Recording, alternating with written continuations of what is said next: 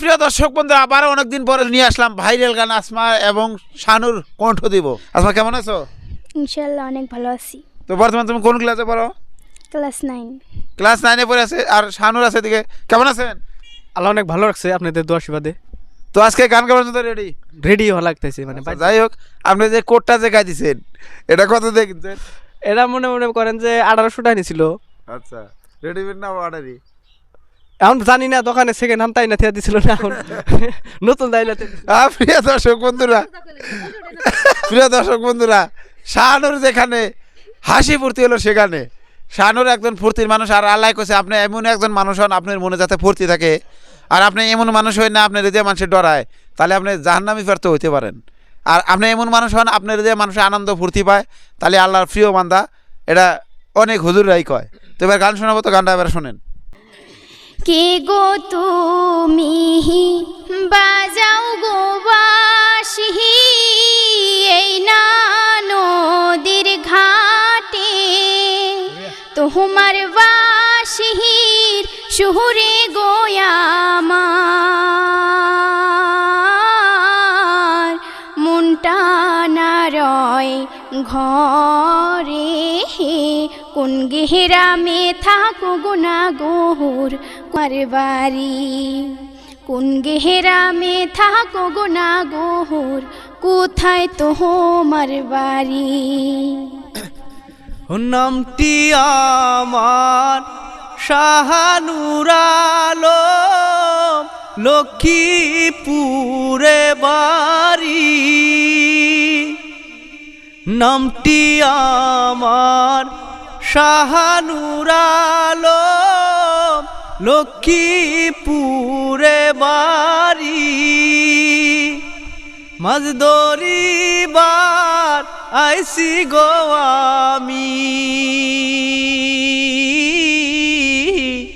এই না নদীর ঘাটে। কিবা তোমার নামটি গো কন্যা, কোন গেরামে বাড়ি। কিবা তোমার নামটি গো কন্যা, কোন গেরামে বাড়ি। নামটি আমার আসমা সুন্দরী, তোমারে যাই বলি গোয়াল পাড়ায় বসত গো বাড়ি। গ্রামের নামটি শিমুল কান্দি, নদীর পারে আইসি গো আমি বাঁশির সুর শুনি। নদীর পারে আইসি গো আমি বাঁশির সুর শুনি।